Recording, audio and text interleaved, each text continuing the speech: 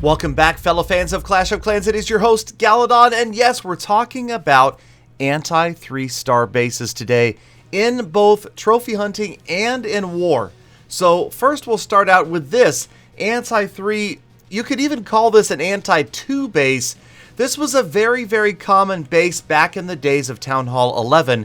Players giving great isolation to the Town Hall. You'll notice that like a lot of anti-3s in war, the Inferno Towers are isolated in their own enclosures, and then you've got the Town Hall, which is unlike an anti-3 war base because this base is trying to keep players from getting to the core. Look at those max balloons coming out of the defensive clan castle, but no chance as the Electro Dragons split off a three-pronged attack, and they absolutely annihilate the core. And the Archer Queen, notice where she is. Even had the Electro Dragons not gotten through, the AQ would have gotten there and wiped out that Town Hall all by herself.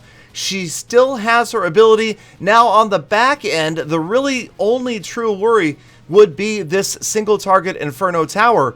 But unlike some other base designs, notice that the Archer Queen is not going to need to be through the wall in order to target the Inferno. And there it goes. The Dragons overwhelming it. The Archer Queen as well, she was there. And what was an anti-1, anti-2, whatever you want to call it.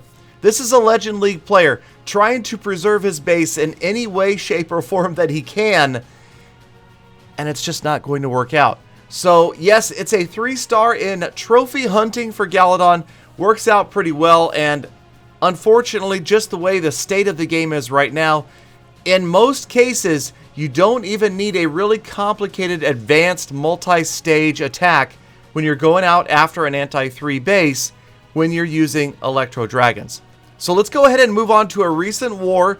This is me number 1 against their number 7, Mega Italy, which is a very respectable clan, level 17, and this a trademark anti-3-star base. Okay, maybe not trademark, not exactly what you will always see. The Inferno Towers not completely isolated, but you will notice that the Town Hall on the opposite end of the Eagle Artillery, great freeze right there. Happy with that freeze spell. Stopping the sweeper, that is really the key right there. The sweeper is going to really cause a lot of problems for the E-Drags, and I end up using every single freeze spell, and sure enough, finally, they are able to get the sweeper out of the way. The Archer Queen also goes down, and I'm telling you, freeze spells, even though they don't last as long, the idea that they're only one housing space are absolutely key.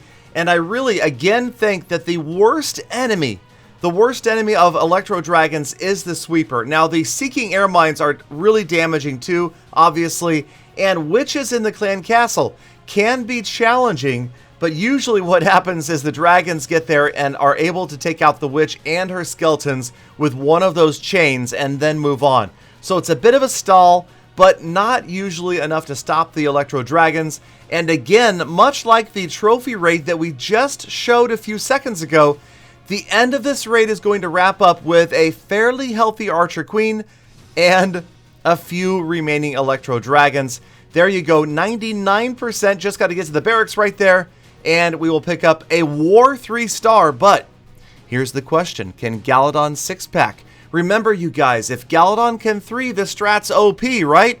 Okay, now I know you're complaining, Galadon, you dropped, you went after number 7, why don't you pick on somebody your own size? Okay, alright, you got your wish, here you go. Almost completely maxed out, not quite, but close. Number 1 from Mega Italy, number 1 Galadon from Lost Phoenix, and this time we're going from the right, and check out how much work these baby dragons, I'm telling you, dirty baby dragon spam all day long.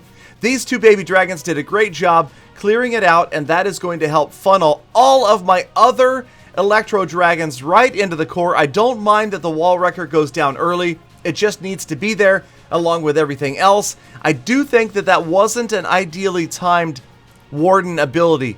It could have gone a little bit later, but it was there for the fall of the 3 shots from that Eagle Artillery. There you can see the sweeper on the right-hand side causing problems, but really our main concern is this group on the left by the Eagle Artillery. There is a freeze on the Eagle. In come the dragons under rage, and they are going to annihilate the remainder of the core. Now notice with this base, both of the single target Infernos We're on the back side of this base. Here we are 2/3 of the way through this attack. But despite how slow Electro Dragons are to move and to attack, they are going to get in there and sure enough, take out both of the single target Infernos. And now you've got like 4 E-Dragons left. You've got pretty much all the heroes up there at the top of the screen. The King, the Queen, and the Warden are all still relatively healthy. And there's just absolutely nothing to stop this raid from being an overpowering 3-star.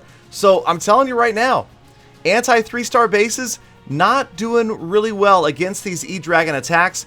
I do personally, though, I'll let you guys in on a little secret. My war base has never been 3-starred, all right? Since the Town Hall 12 update, it has not been 3-starred in a war. Maybe I will expose that to you in a future episode. For now, there you go. 9 stars in 3 attacks. And is this episode over already? I'm so disappointed. All right, well, thank you guys for coming by. I appreciate it. And remember, if Galadon can 3, the strat's OP.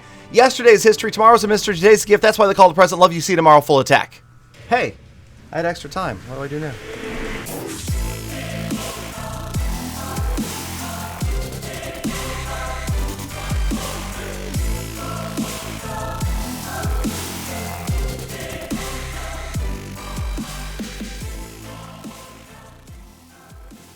Galadon, no more cafe mocha for you today.